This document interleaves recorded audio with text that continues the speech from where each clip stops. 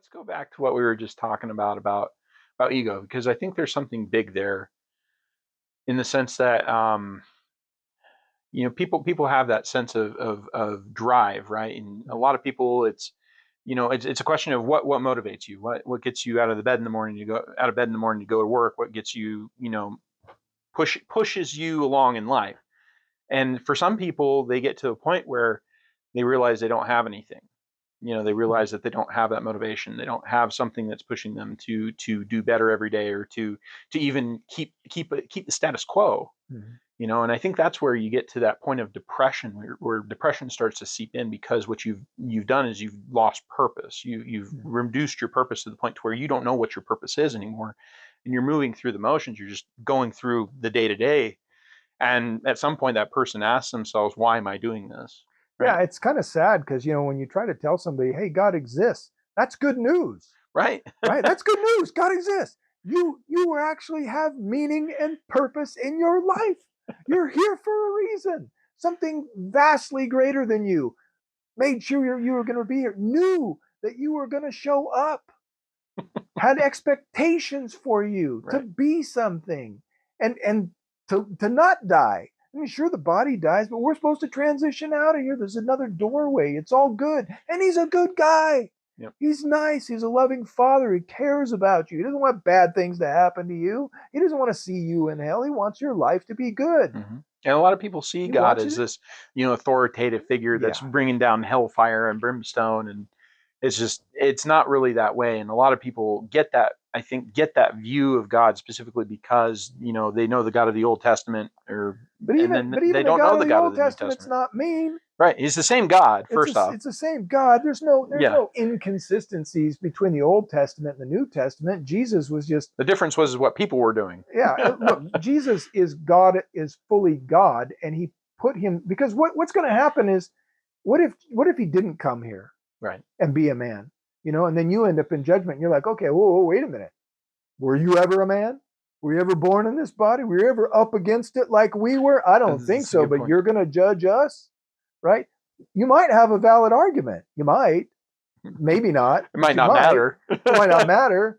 But so God himself squeezed himself into human form in the form of Christ and experienced everything and much more than what we did. Living life under the Romans was miserable. For the And Jewish it people, wasn't yeah. just the Romans, because you had the Romans over here stacking it on you. And then you had the Sanhedrin, the Jewish politicians, stacking it on you. And between the two of them, they were just crushing people. Poverty was widespread. The Romans were brutal. The Sanhedrin was brutal. There's a lot of parallels to be drawn between the Romans of Jesus's time and, I think, honestly, the United States today. Well, I There's don't think we're there's there yet. I think there's a lot to Well, be they're not said there. crucifying people yet. No, but there's a lot of poverty worldwide, and it seems to be our fault with the exportation of the dollar and a lot of other issues Yeah, and but war in definitely. other countries and But look, it's all based in deception. right. Man is no damn good. It's just that simple. Hey, look, we came full circle. Yeah, mankind is no damn good. Yeah, And man is until you look in the mirror and you say, you know what, you're no damn good, and you got to do something about it. right. But the problem is we can't do anything about it. See, I spent a lot of time being a lousy Christian because I thought I had to be the one to do something about it.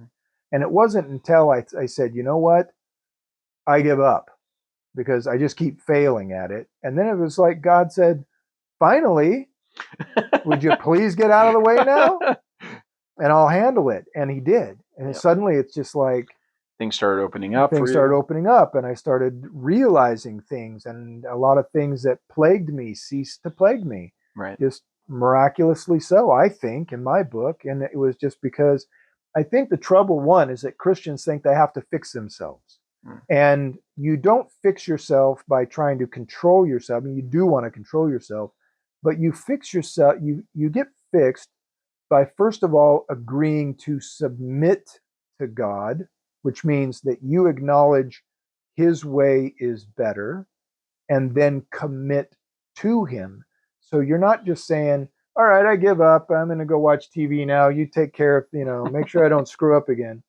It's a matter of reading scripture, being in prayer, Mhm. being highly focused on the direction that your life is going, being highly alert about the emotions that you're feeling and guarding them like a warden, Mhm. and being careful in your life and always looking for an opportunity to help somebody and to do something good and controlling yourself so that you don't do evil. If everybody did that, we would live in a peaceful world. If Right. everybody did that, we would not have poverty.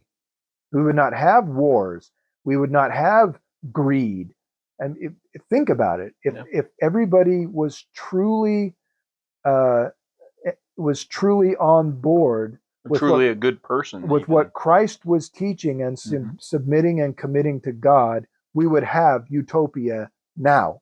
Yeah. But instead, everybody thinks utopia comes from rejecting God.